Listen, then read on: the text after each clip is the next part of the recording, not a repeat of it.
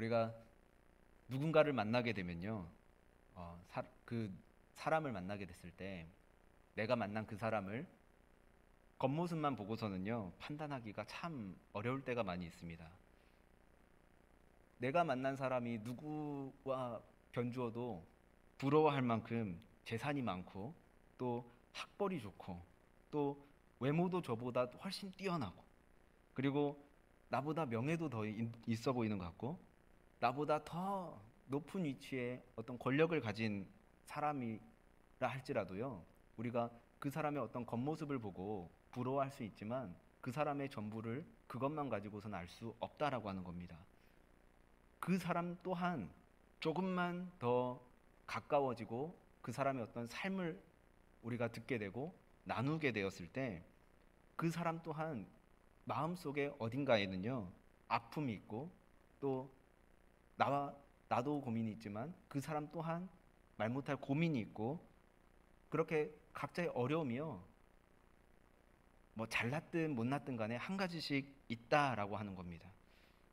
오늘 본문 말씀에 등장하는 아람의 군대 장관이었던 나아만도 그런 사람이었습니다. 나아만이라고 하는 이 사람은요, 아람이라고 하는 나라에서 남들 남들이 봤을 때 부러울 것 없을 정도로 정말 권력의 정점에 있었던 장군이었습니다. 1절 말씀을 보니까 나아만이라고 하는 사람에 대해서 여러 가지 정보가 나옵니다. 먼저 이 나아만이라고 하는 사람이 어떤 사람이냐? 아람 왕의 절대적인 어떤 지지와 신임을 받으며 권력의 실세였던 사람임을 우리가 볼 수 있고, 또한 여호와께서 전에 그에게 아람을 구원하게 하셨음이라라고 하는 이 단락을 통해서요, 나아만이 하나님에 대해 알기도 전에 이미 하나님께서는 나아만이라고 하는 사람과 함께 하셨고 그에게 은혜 베풀기를 원하시고 어쩌면 은혜를 베풀고 계셨던 그런 상황을 우리는 보게 됩니다. 그때 나아만은 자신도 모르는 사이에 하나님이 자신과 함께하고 있었다라는 것을 이후에 알게 되고 자신의 힘으로 이뤘다 생각했던 모든 것이 나중에 봐보니까 하나님의 은혜였음을 이 나아만이라고 하는 사람이 깨닫게 됩니다. 하지만 그토록 왕의 절대적인 지지와 신임을 받았던 어떤 권력의 정점에 있었던 나아만이라고 하는 사람도 해결할 수 없는 문제가 하나 있었음을 우리는 보게 됩니다. 그게 무엇이냐? 그가 바로 나병이라고 하는 병을 앓고 있는 환자였다라고 하는 사실입니다. 1절 말씀 마지막 부분에 이렇게 표현하죠. 그는 큰 용사이지만 나병 환자였다라고 하는 이 표현이요, 엄청난 표현입니다. 정말 권력의 정점에 있고 한 나라의 어떤 왕의 지지를 받고 있던 그런 사람도 전쟁 영웅이라 할지라도 나병의 어려움 가운데 처할 수 있다라고 하는 것을 우리는 보게 됩니다. 누구라도 걸릴 수 있는 병입니다.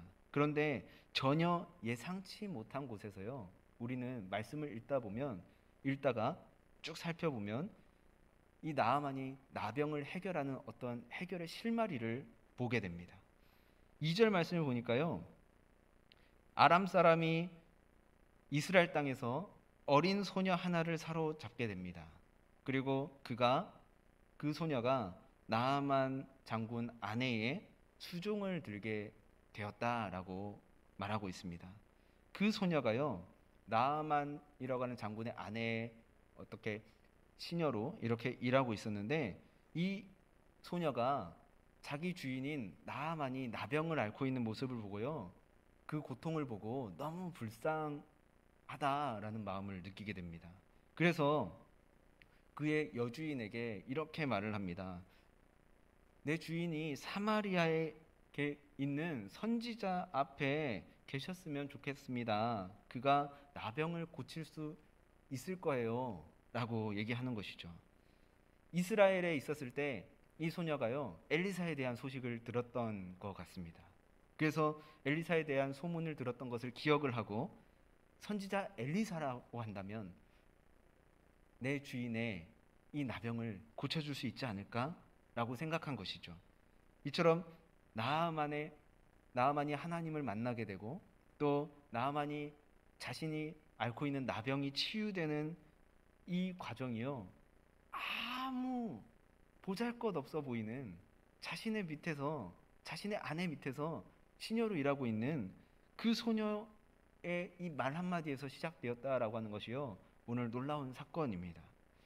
그래서 나하만이 아람 왕에게 나아가서 이 사실에 대해서 낱낱이 사실대로 얘기하죠.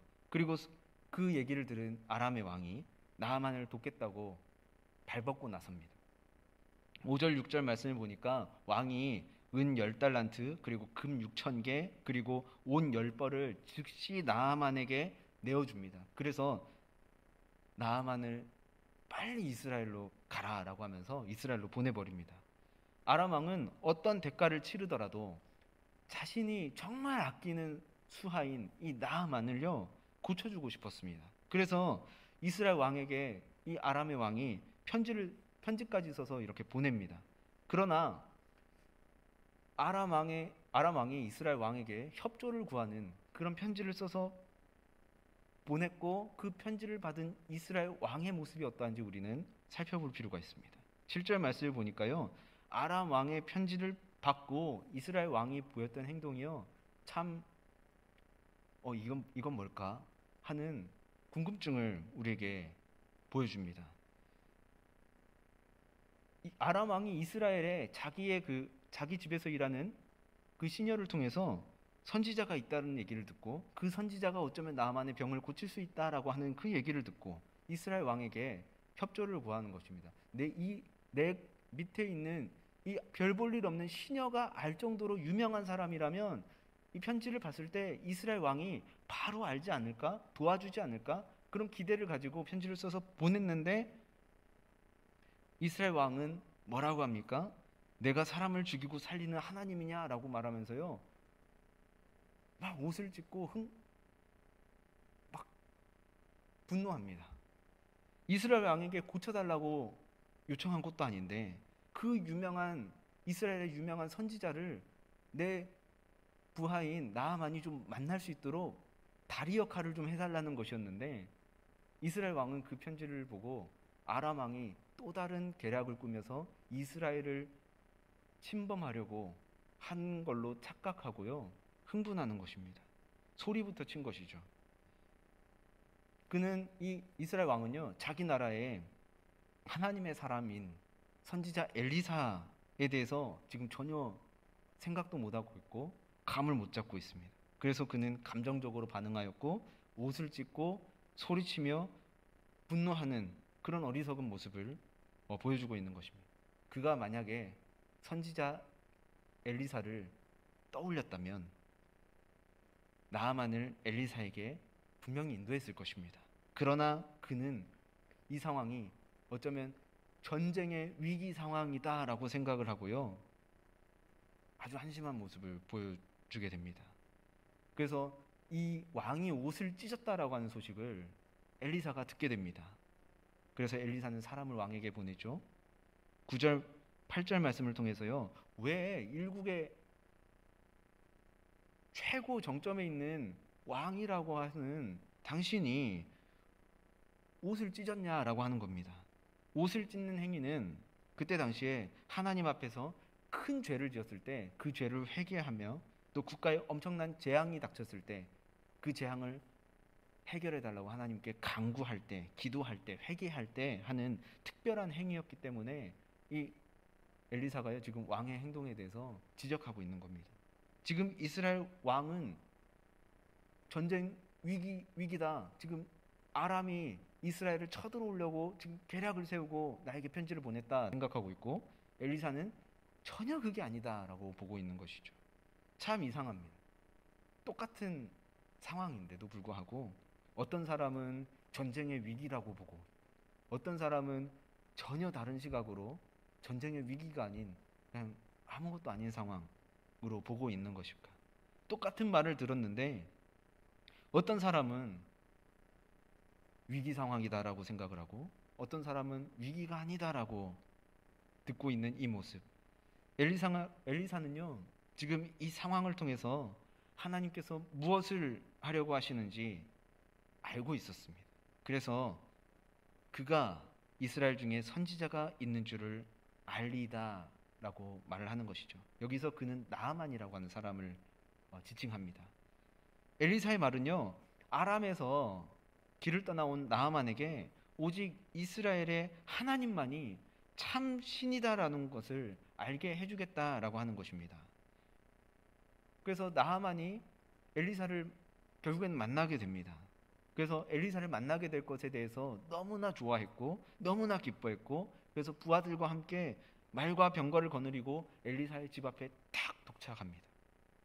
엘리사의 집 문 앞에 서게 되었고, 엘리사를 만나게 될 것을 기대했는데 엘리사는 어떻게 합니까? 10절 말씀을 보니까요, 엘리사는 집 안에 밖에 누가 찾아왔는데도 집 안에 들이지도 않았고, 엘리사가 직접 문 앞에 나와서 그 사람들을 마주한 것도 아니고 무언가를 일러주는 것도 아니고 그냥 자기 집안에서 일하는 시종 한 명을 내보내서, 내 주인이 이렇게 말하는데 요단강에서 7번 목욕하면 당신의 그 나병이 나을 겁니다 라는 말을 대신 전하게 합니다.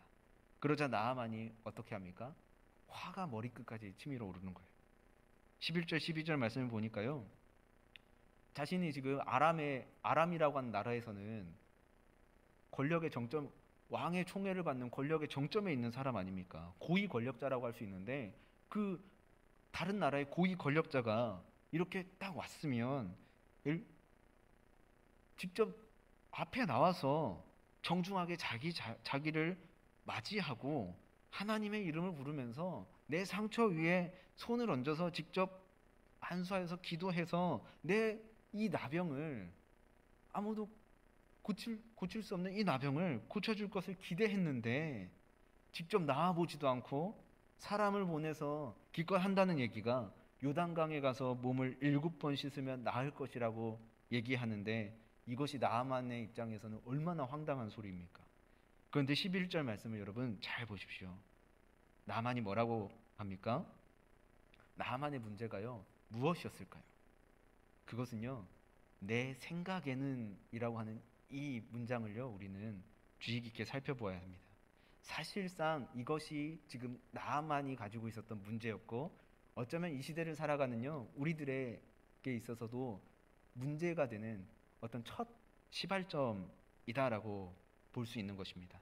내 생각에는, 나아만은요, 엘리사가 자신이 생각하는 대로 치유해 줬어야 하는데 지금 엘리사가 그렇게 하고 있지 않다라고 하는 겁니다. 그리고 그렇게 안 했다고 화를 내고 있는 것입니다. 그러나 나아만은요, 치유받기 전에 먼저 자신을 치유해 줄 이스라엘의 하나님이 누구인지를 먼저 알아야 했고요. 그리고 그 하나님 앞에 겸손히 나아오는 것이 먼저 필요하다라고 엘리사는 생각했습니다. 그렇기 때문에 나아만 앞에 나아가지 않았고 하인을 보내서 자신이 할 말을 대신 전하게 했던 것입니다. 어떤 상황에 닥치면요, 우리는 흔히 이런 생각하죠. 내 생각에는 이런데, 내 생각에는 이렇게 해야 될 것 같은데, 내가 알고 있는 상식으로는, 내가 배운 바로는 이렇게 해서 일이 흘러가야 될 것 같은데 라고 얘기하는 경우가 참 많이 있습니다. 하나님의 말씀은 우리가 저쪽으로 버려두고 내 생각, 내 경험, 내가 쌓은 지식들을 가지고 무언가를 해결하려고 할 때가 있습니다. 그런데요, 오늘 말씀을 보니까 내 생각이 중요한 것이 아니다라고 하는 것을요, 하나님께서는 우리에게 말씀해 주고 계십니다. 하나님께서 무엇을 원하고 계시는지 그것을 알아가는 것이 더 중요하다라고 하는 겁니다.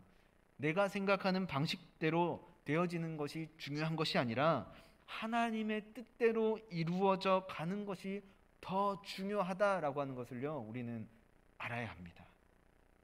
그래서 13절 말씀을 보니까요, 자신의 생각과 맞지 않는다고 해서 나아만이 화를 냈지 않습니까? 그래서 그냥 자기가 살던 그 아람 땅으로 되돌아가려고 막 이렇게 화를 내면서 돌아서는 그 나아만을 같이 왔던 하인들이요, 설득합니다. 아주 어려운 일을 시켰어도 주인님은 하지 않았을 거냐고. 그런데 이 요단강에서 7번 몸을 씻는 것이 뭐 어려운 일이라고 그것을 못하겠다고 이렇게 화를 내면서 그렇게 돌아가려 합니까? 라고 하면서 한번 이 선지자가 얘기한 대로 해보시죠 라고 설득합니다. 참 나아만이요 주변에 좋은 사람들이 많이 있었던 것 같습니다. 자신의 집에서 자신의 아내의 시종을 드는 그 시녀도 그렇고 또 자신과 함께 이스라엘 땅에 와서 또 충언을 하는 이 자신의 종들도 그렇고 참 나아만은요 인복이 많은 사람인 것 같습니다. 그런데 좋은 종들을 좋은 부하들을 많이 두었다라고 하는 말은요 그만큼 나아만의 인품 또한 좋았다라고 하는 것을 보여주는 것입니다. 그래서 나아만들이 자신과 함께 온 이 종들의 말을 듣고요 마음을 돌이킵니다. 여러분 14절 말씀을 보시면 여기 뭐라고 되어 있습니까? 하나님의 사람의 말대로 했습니다. 이제 나아만이요 자신의 생각이 사라지고 하나님의 사람의 말대로 했더니 어떻게 되었습니까? 나병이 깨끗하게 회복되었습니다. 만약에 끝까지 나아만이 내 생각을 계속 주장하고 내 생각을 고집하고 그렇게 했으면 나아만의 나병은 고쳐지지 못했을 것입니다. 더 화내면서 에이 뭐 이스라엘에 선지자가 있다고 해서 왔는데 헛걸음했구만 하면서 그냥 돌아가는 것입니다. 그런데 내 생각이 잘못됐구나 하며 내 생각을 버리고 하나님의 사람의 말대로 따라 순종하며 했더니 나아만에게 놀라운 역사가 일어나게 된 것입니다. 이것이 바로 하나님의 은혜의 역사다라고 하는 것이죠. 우리들 또한 마찬가지입니다.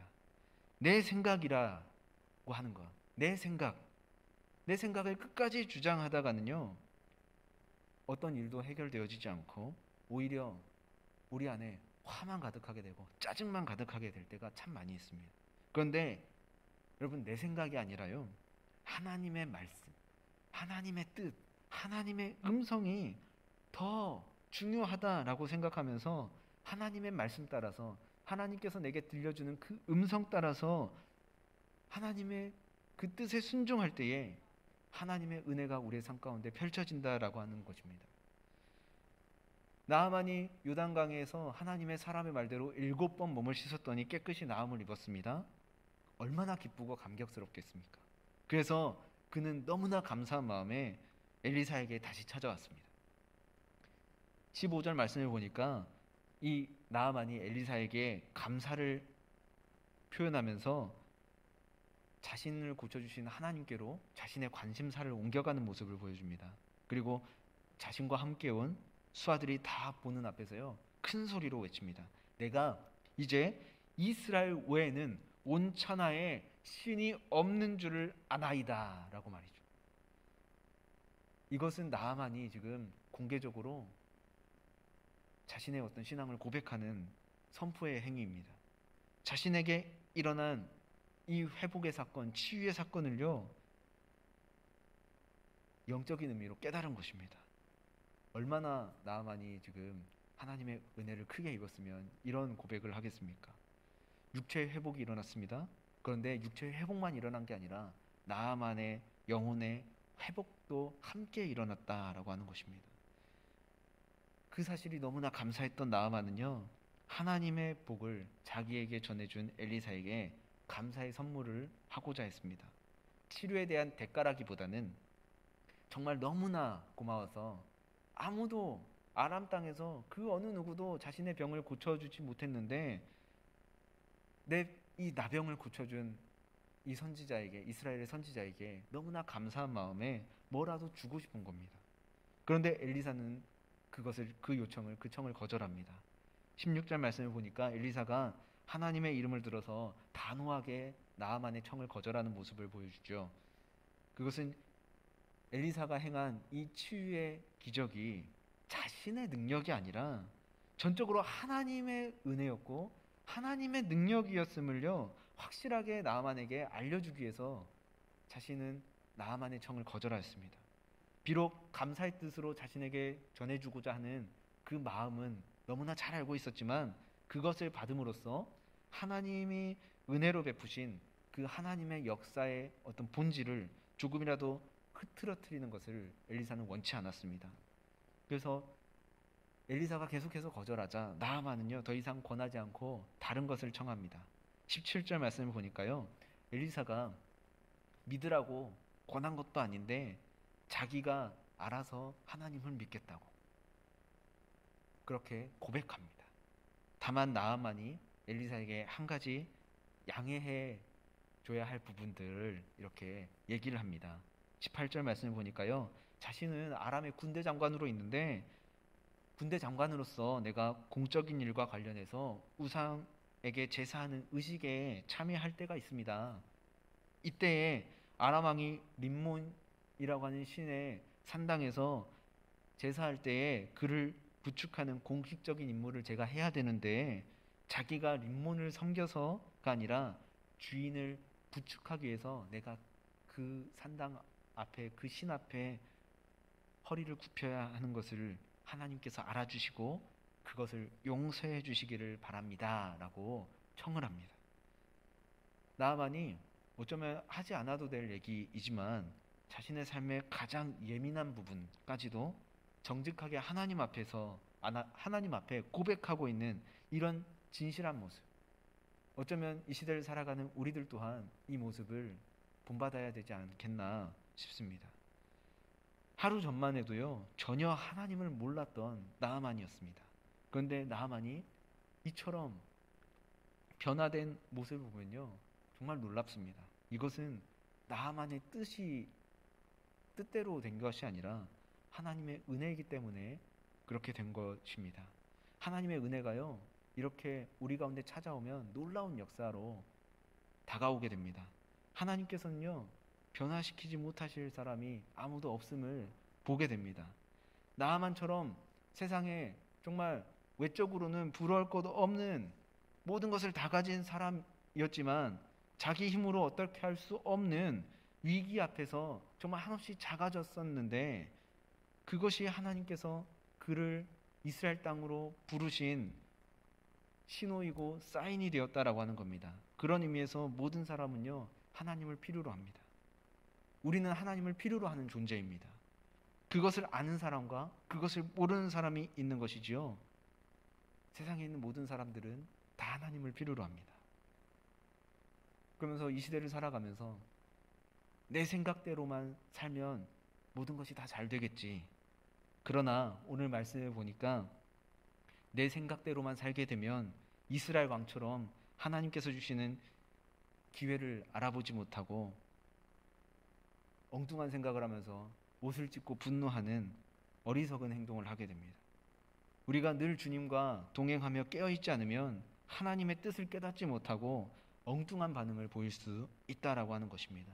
하지만 우리가 하나님 말씀 앞에 바로 서서 하나님의 음성을 듣기 원하고 하나님의 뜻을 구하며 우리 안에 성령 충만한 삶을 살아나갈 때에 하나님께서 주시는 타이밍, 하나님께서 우리를 터치하시는 경험을 하게 되고 하나님의 은혜를 또한 우리는 경험하게 될 것입니다. 지금 내가 있는 곳이 어디이든 간에요, 그곳이 하나님께서 나를 부르신 곳임을 우리가 깨달아야 될 줄 믿습니다. 그래서 나아만이 요단에서 경험했던 그 하나님의 은혜가 오늘 우리의 삶 가운데도요 경험되어지기를 주님의 이름으로 간절히 축복합니다. 함께 기도하시겠습니다.